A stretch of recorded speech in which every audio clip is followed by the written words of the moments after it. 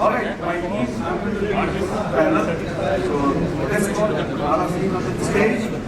Mitesh, Aarti is the co-chair, IGBC Mumbai and founder at MD Tech Training India.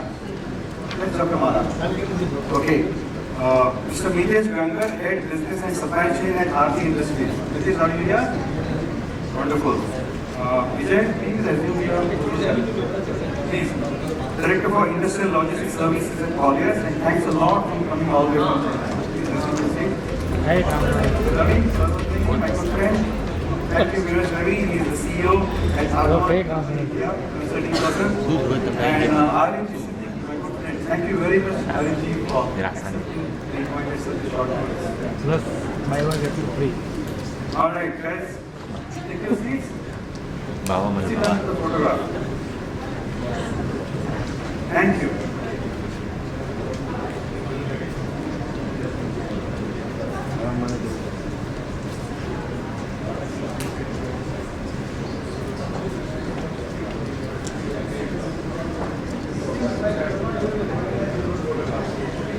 Right? You're not able to recognize your own photograph. Now we know you sent your photograph. You are very much. Thank you so much. So let's start quickly. Remember 50 minutes on the clock, and Vijay, I would like to start with you in terms of the basics, right? And let us define what is actually sustainable and smart infrastructure.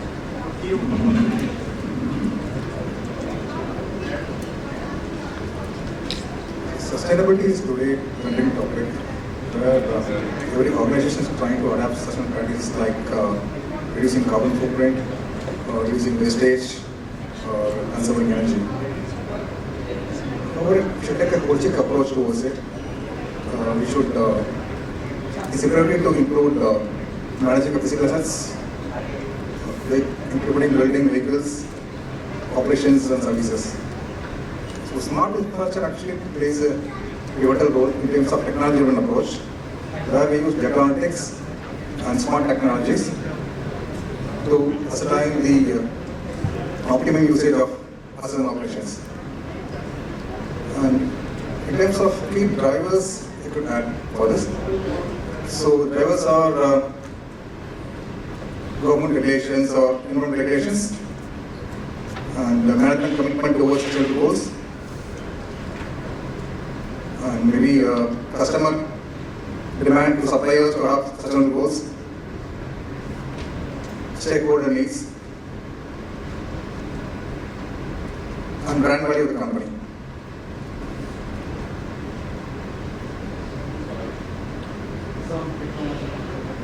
All right.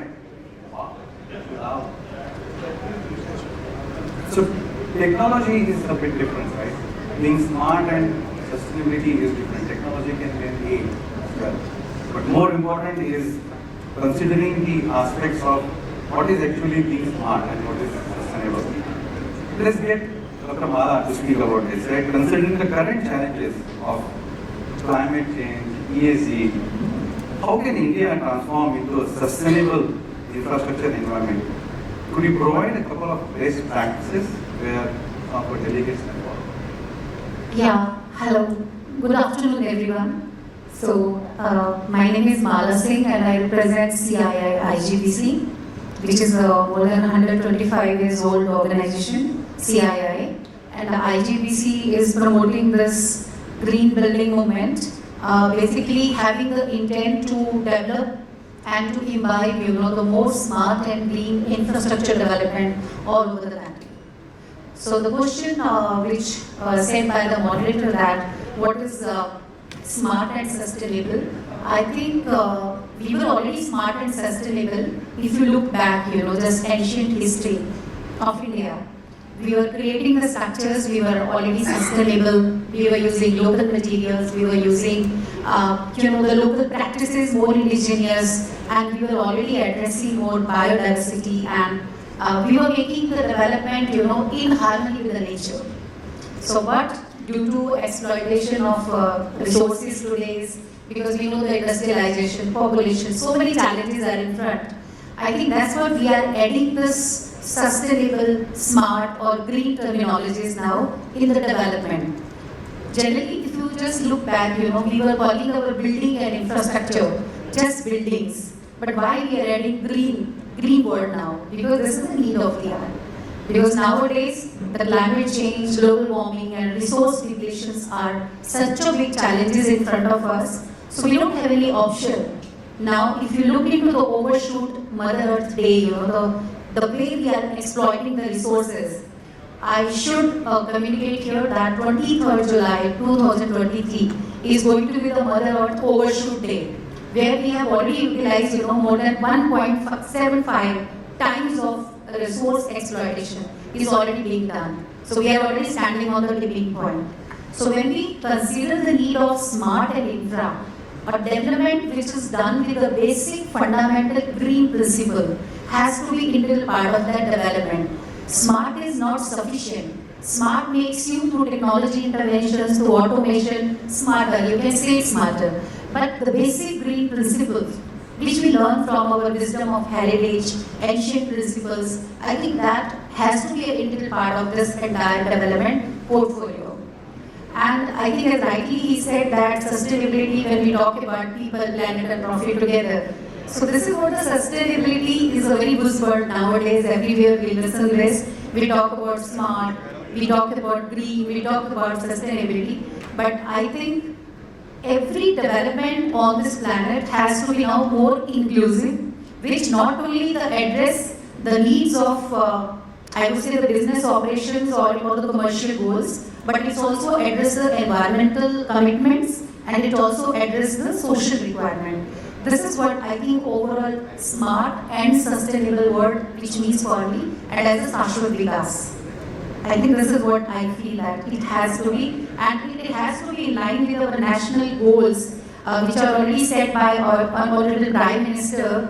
In the COP26, he talked about that by 2070 we are going to be net zero. We have to be net zero. So, and also the second goal was a reduction of 1 billion CO2 emission reduction for India specifically, where we talk only cumulative emissions. If you compare it with the developed countries, we feel very happy. Oh, we are still far. We are not have reached to that level. But if you see the 45, if you see the 50 or 60% of the development has to be done in India yet. So imagine the kind of resources and what Honorable Prime Minister has given us the agendas, for the renewable energy, basically 500 gigawatt we have to reach. So I think 70% is already done. Those are the optimistic thing and positive results. But this is the contribution we are looking forward when we talk about smart and more sustainable infrastructure, especially in the logistics industry. The definition was very good. Smart is technology, infrastructure is green. Right? Yes, very much. Even UN also said, even the girl, 17-year-old Greta Thunberg said that if the world has to achieve net zero by 2050, India's role by 2050 is most critical in achieving net zero. Very well. Yes. Let's move on to Arif, taking the green mandate forward, as Malaji said. India is a mixed bag of rural and urban. Right? And our rural infrastructure dictates this time, we select very well. What about the challenges that we will face when developing sustainable, if not smart, infrastructure, especially in the rural market, keeping the green mandate above? I think for a very long time, this question of rural has been in the backyard, especially on the face of technology, smart development, etc. We probably have forgotten the rural India for some time. However, if you see the growth in the Indian economy today is predominantly propelled in terms of, if you look at growth, purely from a growth perspective, is propelled from the rural India.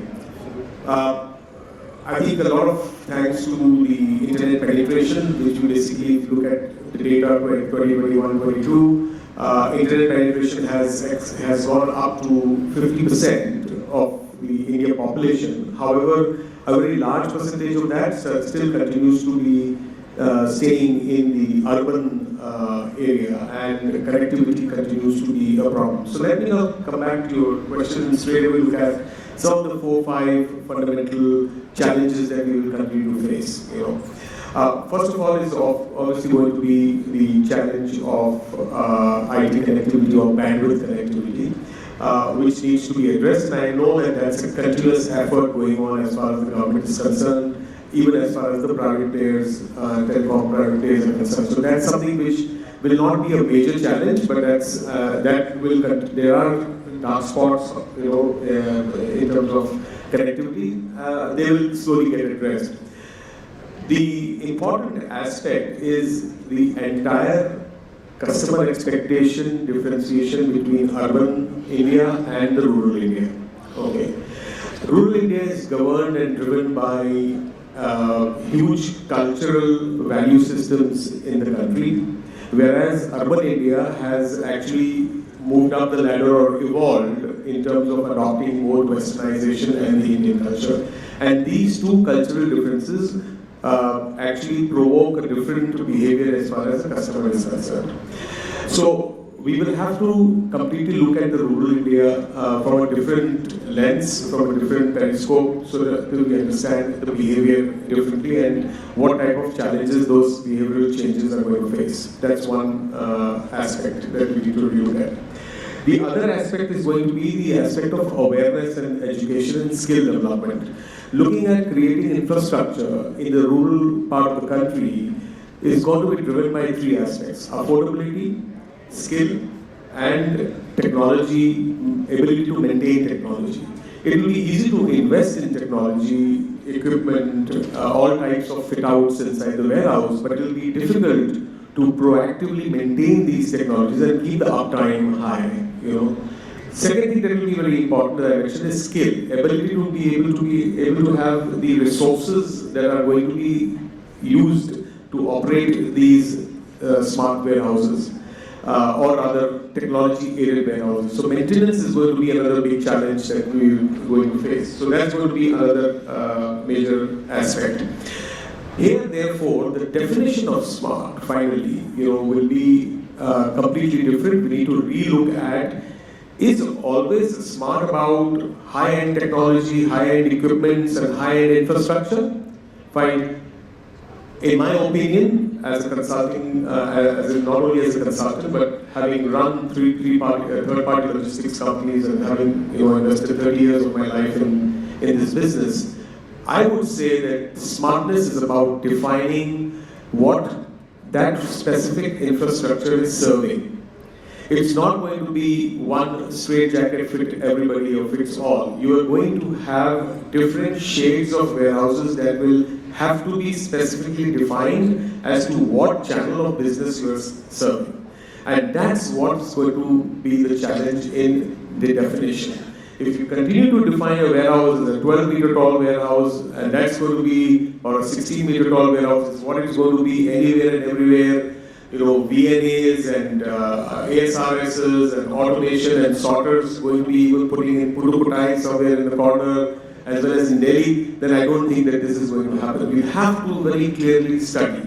Infrastructure consultants, developers will have to study what customer demands are, what's the behavior, what channel you're serving, what is the hierarchy of the warehouse in the overall supply chain, and by that definition, you will have to create those smart elements which will be economical, which will make the supply chain resilient, and will also ensure that you have the right skills and people that can operate such warehouses.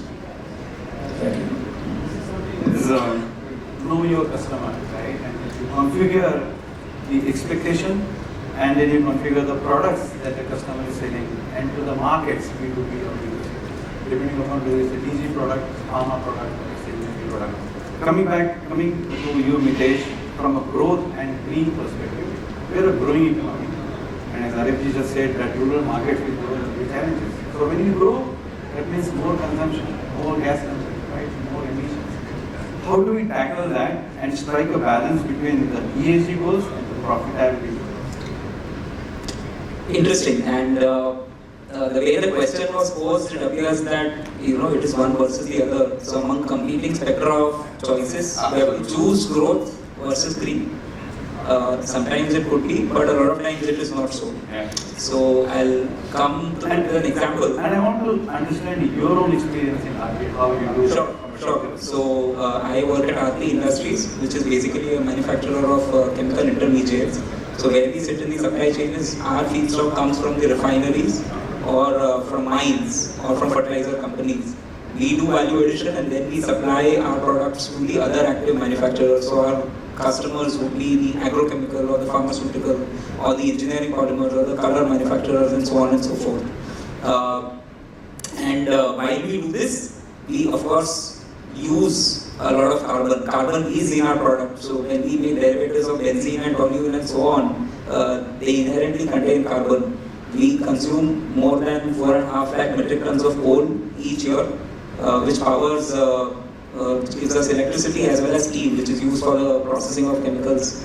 So that is where we have been working on multiple initiatives. So we announced a hybrid power project to take care of almost 25% of our power needs along with Renew Power. So that is something where Renew is going to set up solar as well as wind capacities to help get us at least a certain portion of our electricity needs from renewable sources. The second thing that we are doing is all of our boilers, which erstwhile were only coal-based boilers, we are converting them into dual feed boilers, which means we will be able to use biomass along with coal in various proportions, so that this makes it greener. And now I would like to share an example.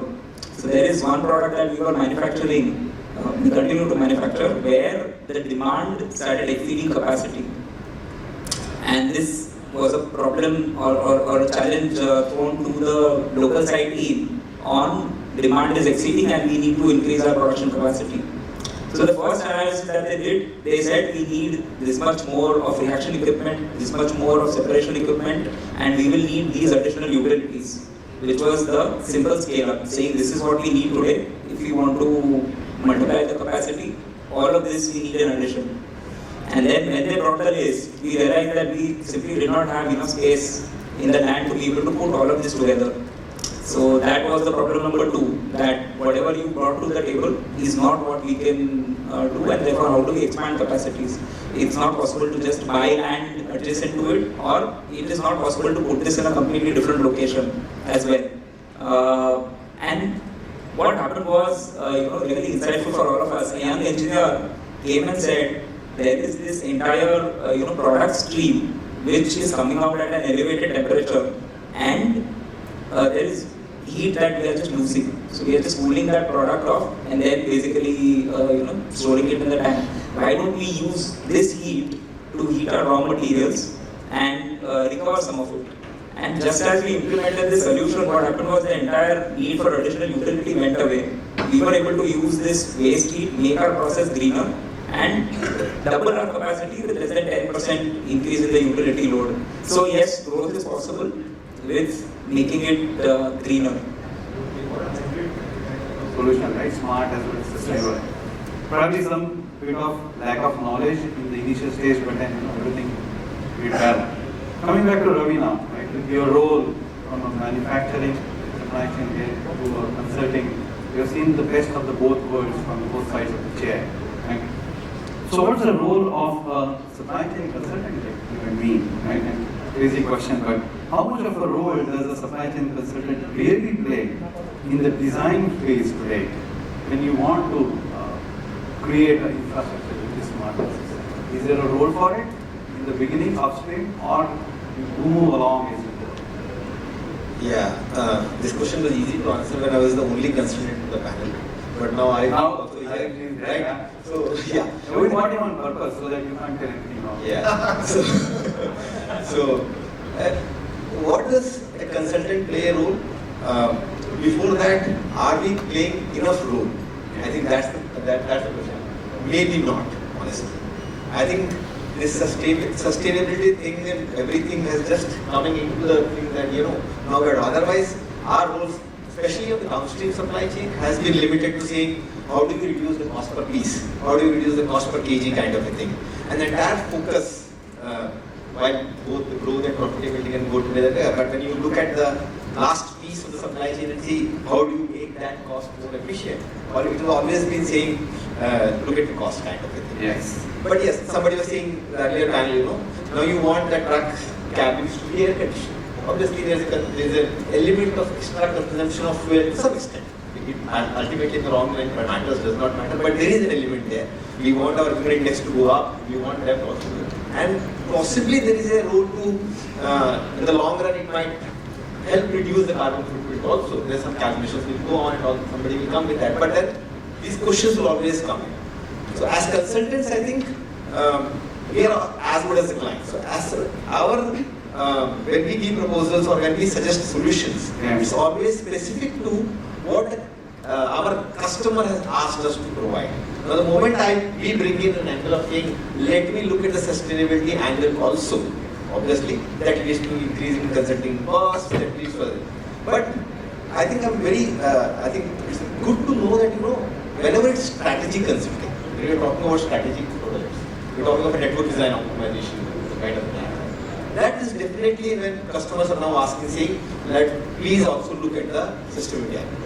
And there we are also trying to see, it's just not about the warehousing cost plus the transportation cost, the total supply chain cost reducing, but it's also about the carbon footprint and how much that is going on. And it's helping because as soon as you reduce the transportation miles, it also helps in reducing that as well.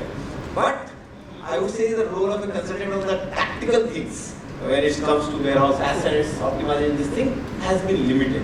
It has slightly growing now, but yes, more pushed by the product companies, the metal handling equipment companies saying, is this the right kind of battery you are using or not, that kind of thing. But yes, we haven't been a bit, I would say, when we are calculating the life cycle costing of any asset or technology cost of it. It's not just the capex cost of it, but 5 years maintenance, electricity, all those things coming to picture.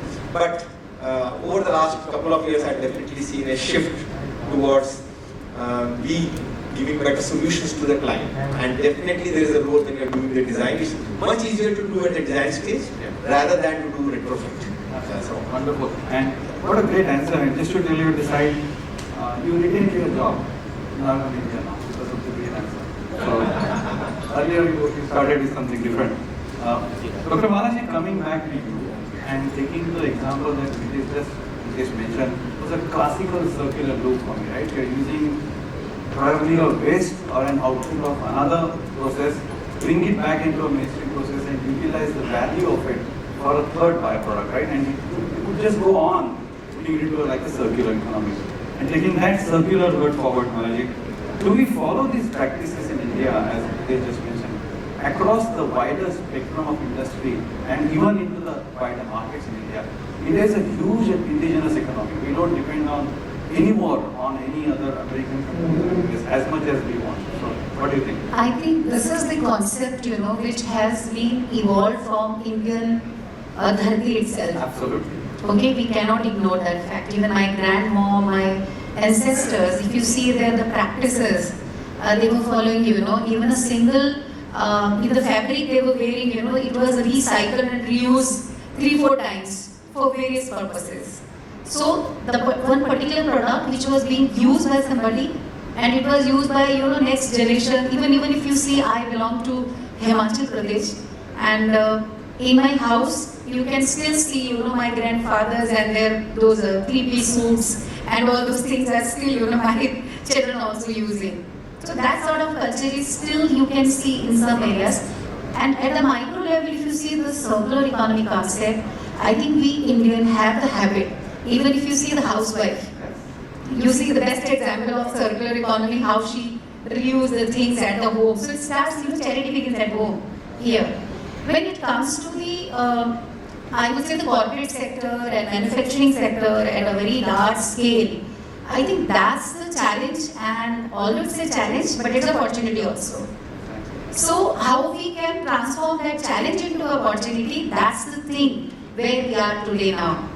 So when we talk about circular economy, I think it's very simple. How do you minimize your waste? If you minimize your waste, definitely you are reducing your pollution. And how many times you reuse and recycle that product by using 3R principle, 4R principle, 5R principle, even the 6R principle, which is very much in. And the third thing is that how you make that entire loop and system more inclusive, which is, the third component and the third principle.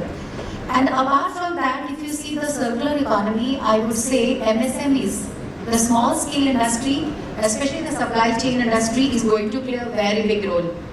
Because if you see the assumptions of some foundations, they have done some studies where they have concluded that the 45% of the carbon emissions are going to be reduced by the MSME sector itself through the circular economy aspects, This is what they have concluded.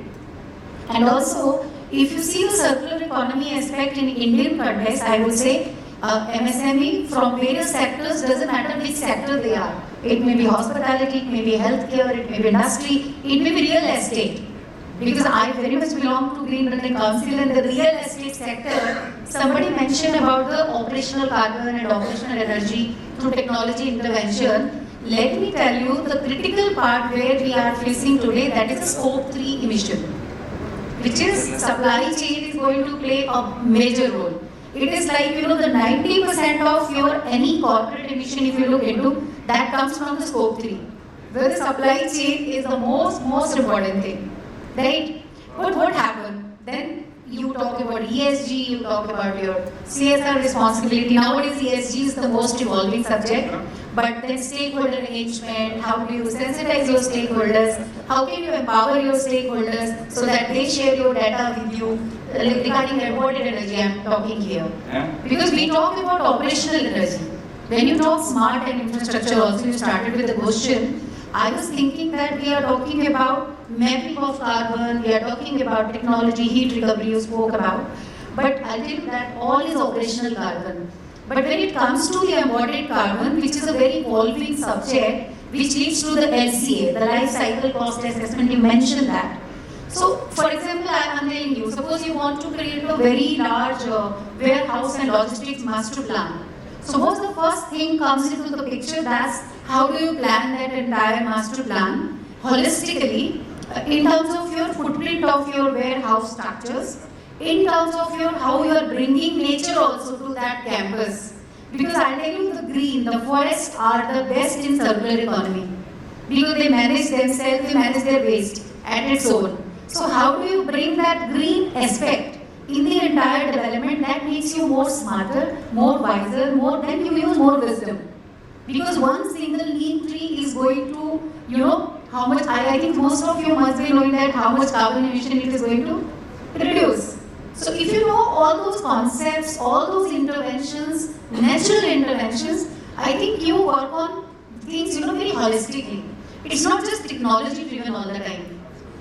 And similarly, when you see the master plan of their warehouse, which we are also doing a lot of case studies, there, I think operational carbon, when you talk about it, is more about energy demand through HVAC system, through your lighting, through your various components for motor, pumps, all your loads, etc. But when it comes to the embodied, it is the materials and products you are using.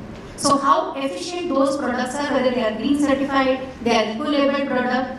And let me tell you, the Green Building Council has come up with a eco-level certification program, and we have 6,000 green certified products in India now. So when construction industry asks us, they want to make a green building, so we give them the directory. See guys, this is the 6,000 products, you can pick anyone for your interior application, for your civil materials, for your technologies even the water-based technology, wastewater, air quality, everything. So now the market, it's again, this is a consumer-driven process. Sure. The green demand is coming from the market, you have the solution to deliver, and then the circular economy works in a very loop, and the wastage, whatever you have, the techniques, how to recycle, reuse, like plastic is the best example. Yeah. E-waste is the example. So I think government is doing a lot in India in terms of policy interventions, but the consumer behavior and the responsible approach, sensitization, these things are in the pipeline.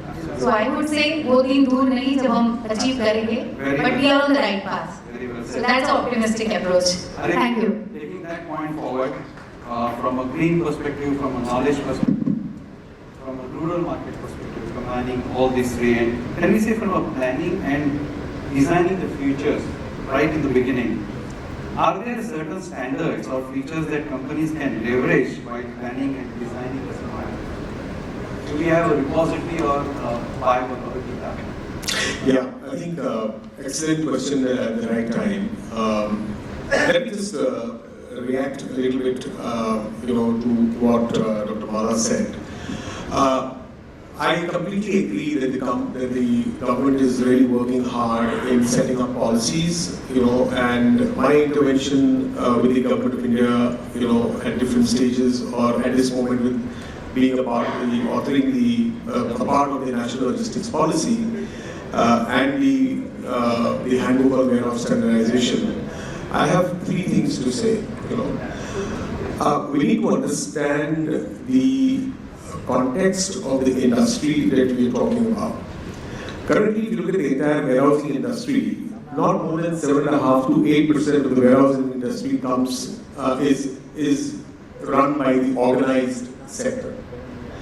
So the total warehousing cover that you have in India, 8 to 10% at max is what is so-called A-grade warehouse, or best-in-breed infrastructure. 90% of it that exists today are infrastructure and buildings which were built more than 7 to 10 or 20 years back. That's what the buildings are. One. Two, they are more or less standalone facilities. Maybe just one building or two buildings put together. What this presents as a challenge, to the standards and features is that these standalone 90% that is available are basically developed by old farmers or moneyed farmers or old entrepreneurs, orthodox entrepreneurs or builders, for whom every square feet of space matters because their entire business model runs on ground coverage. So I have stated this to IGBC and your colleagues in the region here that we need to have a very special case and a policy or methodology to grading or rating these warehouses rather than looking at platinum rating. We need to look at very basic entry-level rating, which is possibly to be done. And so therefore we got that. We try to water down the rating process so that even smaller enterprises can get it. Now, coming back to your question, standards and features, which are so critical and important in operating a warehouse today, I want to also share with you, not more than 9% of the warehouses, this is a study done by Gartner, not more than 9% of the warehouses in India operate with a warehouse management system. We attend so many seminars, we have got all the big boys talking about it, but I can assure you that not more than 50% of those big boys even have a WMS running in their warehouse. You will agree with me, this is a challenge we face. So first, very, very important aspect is that we should start walking the talk. WMS is such a primary requirement in a warehouse of, regardless of whether it is a warehouse of multi-billion-dollar trade or it is a warehouse of a few $1 million of worth of trade. So WMS very critical. What WMS will then help you do, and the warehouse operators or the warehouse managers who are basically craving and dying for this WMS system in their own warehouses will be able to start looking at data and they will start analyzing data. They will start looking at their performances. They will understand where they are doing how much and what. So that's one very critical aspect. Energy efficiency is one thing that we feel that LED lights lagani, so we have achieved our carbon footprint targets. I think that's what we generally feel, that LED lights, done. I think LED lights are story already told. What's next? So there are huge energy efficiency aspects that we talk about in terms of controlling the use of power, and therefore, that's another big challenge or another activity where we can look at things in terms of your forklift, your motors, AC versus DC motors, etc., and using sensors to switch on and switch off lights, etc. That's another very, very low-hanging fruit where I feel a lot of savings and a lot of standards need to be written about. Safety and security, sometimes you don't understand that green is not only about the way you build your infrastructure or the way you put out your fit outs. Green is also about reducing effort of human beings. Fine. Sustainability is about reducing the effort of the warehouse operators or the warehouse loaders, the brown collar guys, by so that they are able to do more with less effort. So effort reduction is also part of sustainability, okay, which is the human side of the entire thing. And the moment you talk about effort reduction, that's where we come into play, okay, where we design the layouts. You make sure that the flows and the paths, are only at critical paths, and then you reduce the entire effort of moving from one place to the other, efficient use of space, floor, and so on and so forth. So these are the various things that I personally feel. Reference document, lastly, in just about in 15 seconds I'll complete that. One reference document that we have created, and I'm very proud to say that, which was launched by the Prime Minister on the 17th of September 2022, and I happen to be an author of that document, is the e-handbook on warehouse standardization. So if you want to, if you are starting up a warehouse facility or you already have a warehouse facility, you can go and refer to some standard specifications of what your buildings should be. It talks about a little bit of green, it talks about automation, standards on pallets, standards on racking systems, standards on human resource management, etc. Trucks, what type of trucks, etc. So it's a good startup book.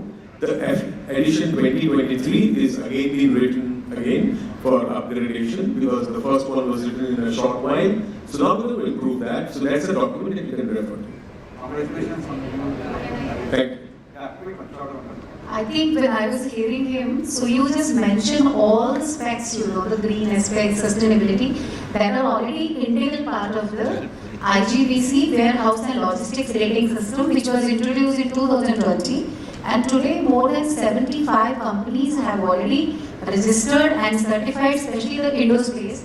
They're all warehouses are adopting this green standards and rating system, which not only address the design in terms of your landscapes and all that, but it also addresses your GHG emission, it addresses your warehouse automation systems, it addresses so many things, even the transportation system, it addresses operational efficiency in the transportation, it's so inclusive if you look into the standards. And most of the corporates are using and they are platinum, gold, silver, certified like that. So very much available. People can go through the IGBC website and can adopt the rating and register their project. Let's give a round of applause. Thank you. They are here, right? Industry factories. Thank you very much. And it always feels good to get the partners in advance. It's good reference. Thank you. And then moving to you, Ravi, right? We heard Arif ji saying a lot of infrastructural, a lot of advices and guidance that you can have. Malaji spoke about they being there. If we look at the SME sector and the rural who do not have a huge outreach to either knowledge or even to finance or to studies what they are, banks have risk assessment, which then we go below the radar easily. What do you think is how easy or difficult it is for our brothers, SME brothers, to embrace sustainable and smart asset management? Do they go to a consultant like you or there is any other repository that they can? Okay. So the first part of the question is how easy or difficult it is for MSMEs versus big corporates. On the face of it, it might look like it's very easy to do for big corporates to do that. But I would believe that it is actually the MSMEs, the startups, the new companies, for them which is easy to do rather than the corporates. Because of the government policy? Not necessarily. It's because of the inertia of rest, right, at the end of the day. So let's understand one thing. When you are talking about big corporates, obviously they have the wherewithal in terms of the funding and all those things, but a plant has already been put up. And Malaji said about that embodied carbon, right? If it's already there, how much can we change it? That's one. So talking about, let's take an example of talking about lights in a warehouse which is already there now. I had put tube lights there. Now, am I going to remove all those things, including capex, to change to LED light before the life span of that lights has gone out? Possibly not. That's the problem which each of these big corporates will come up whenever they are trying to change something in this and trying to adopt these sustainability things. For the new for the new SMEs and other things to come up, it's as you do the design, you incorporate things, you have a vision of 2 or 3, 4 years, you can do, okay, I won't do everything in the 5 years, but I know what to achieve there, and I start incorporating that right to the design stage and at the start. So that makes it very easy for you to change even after 1 year if you don't go ahead full flog in the first year as well. Am I understanding correct? Big boys have bigger capex, so they have a low potential and low initiative to change, whereas small guys have low capex expenditure on the table, so they have a high initiative to change. It's not because of the capex. I'm coming to Mitesh on this question. Yes, not because of the capex, but definitely low inertia, very high inertia to change, because there are a lot of things which have already been done. And please think about when their business models were run, they put up a factory at this thing. Because everything was done at 30 years time horizon, and it was done only 10 years back. Think of that something, and now we are asking them to change a lot of things there. How do they go and change? Exactly. So those are the problems which they will encounter. But because these corporates have, CSR spending to be done and all those things, they will put their foot forward. But the simple question is it easy for the SMEs to do? I think it is. Now it's all about saying, do you do full-fledged about what is the entire end-to-end high-tech kind of a thing? May not be. It has to be smart. So you do what you can do within your ring of things, small things, and there could be consultants required for your specific thing depending on what space you are in.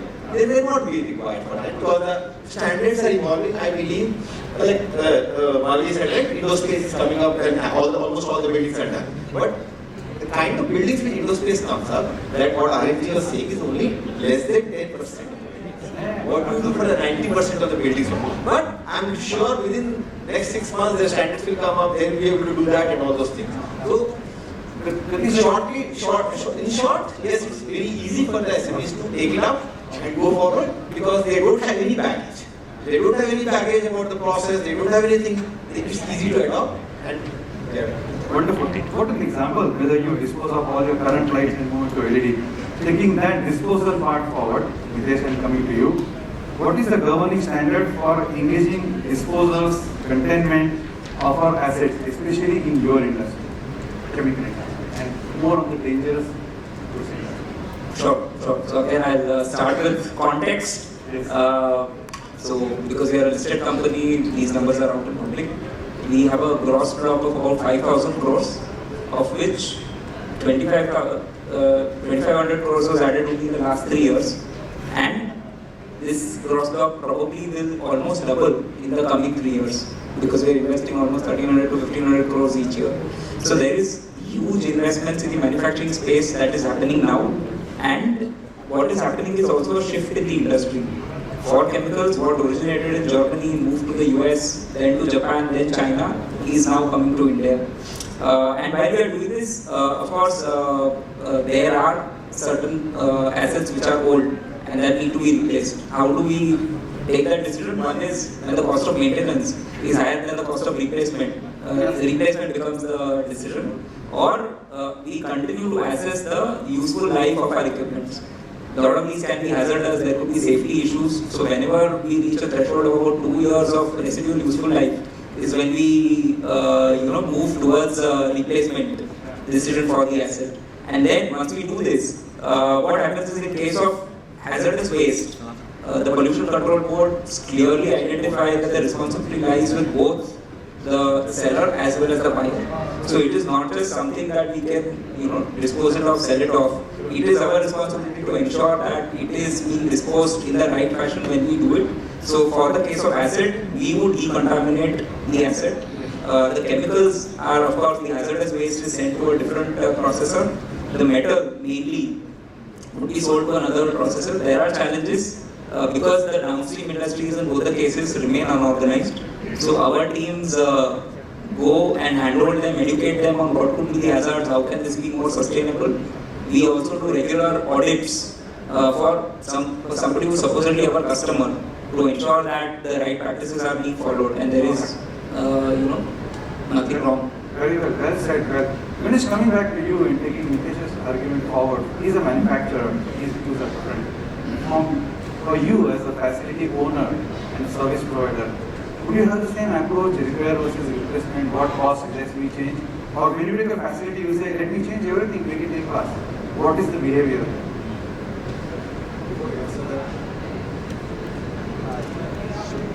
Before I answer, I just want to add one point to what Sanjay was mentioning about the 10% of radius space availability currently adapting to the green building standards. There are actually more adaptation happening. A lot of private equity funds are entering the sector, like already they are there.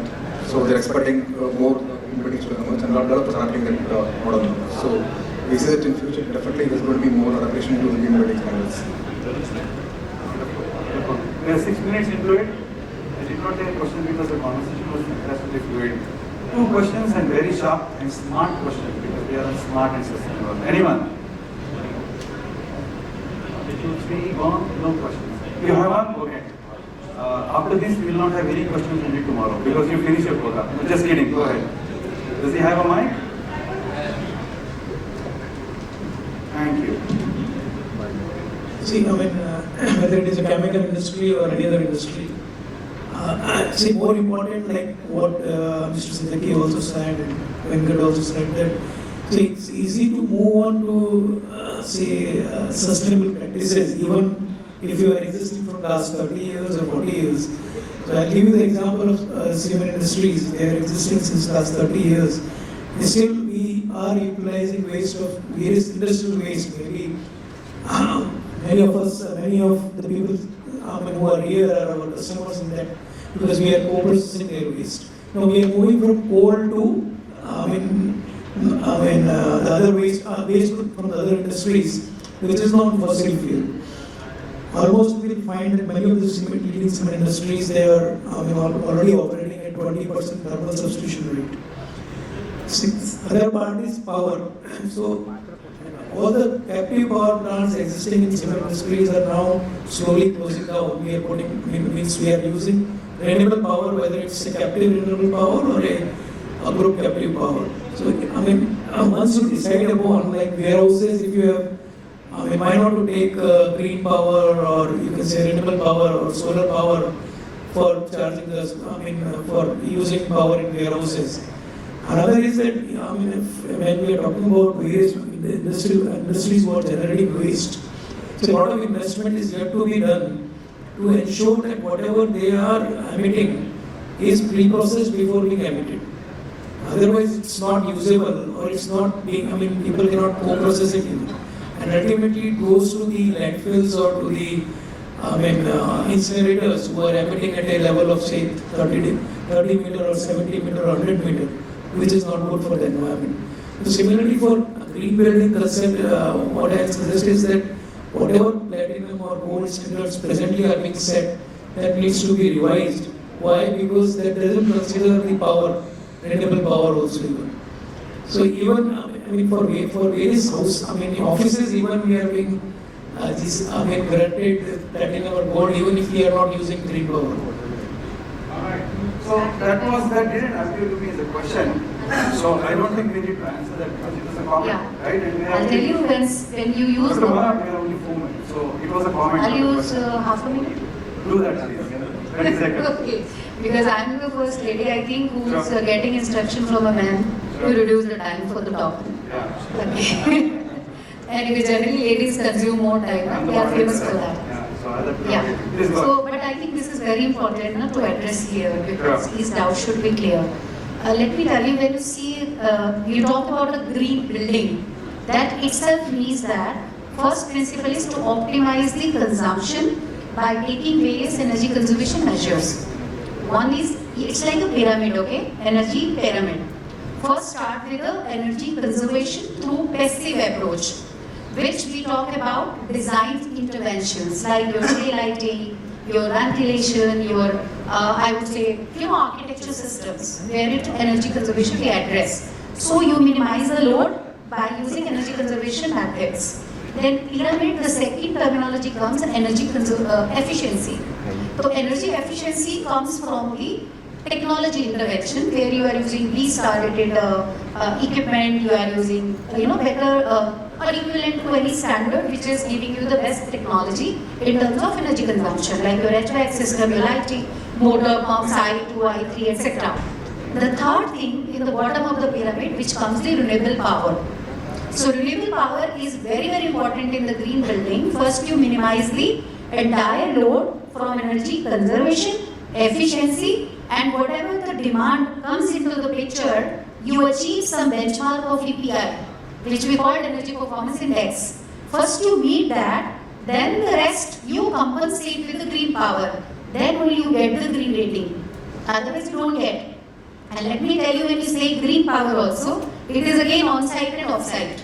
Because in the high-rise building, you don't have sufficient space. But in the warehouse, we always have the opportunity for the solar rooftop. So in our warehouses projected, we are doing 2 megawatt, 3 megawatt. This is the projections and already implemented projects. I can show you many cases, many projects across the country where we are using solar rooftop policy in the warehouse, and in the building we are purchasing green power by third-party agreement with the local grid authority. This is what very much in now. Maximum corporates in BKC or maximum over project, I was giving you that example of 50 years old building, State Bank of India, which we worked for 4 years. We spent 8 crores initially, which was the KPI when we were doing the ROI.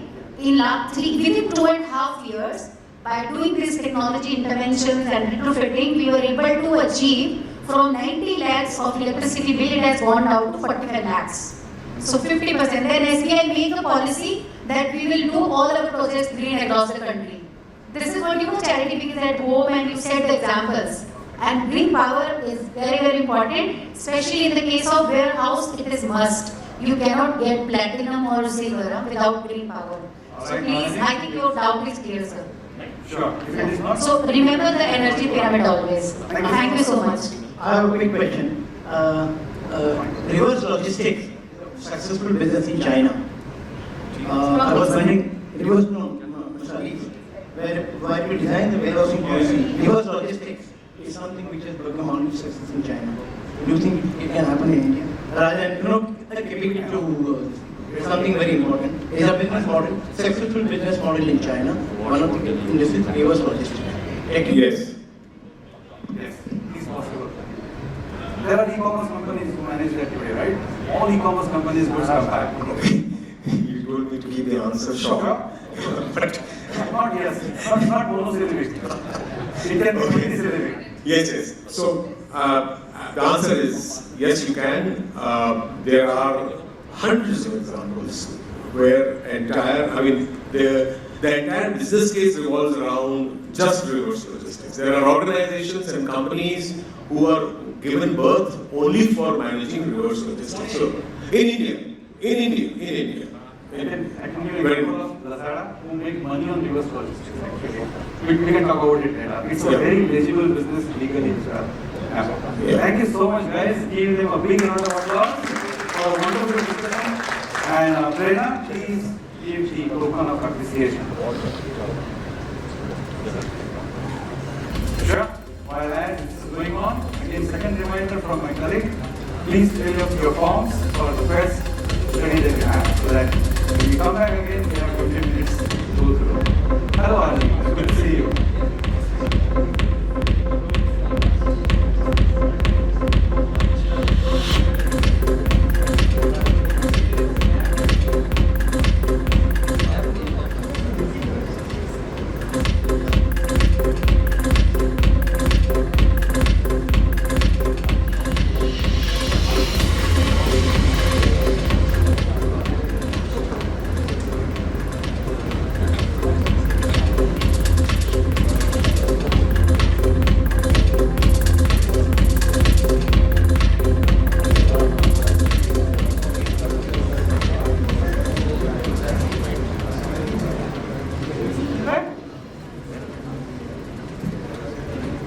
क्या बात है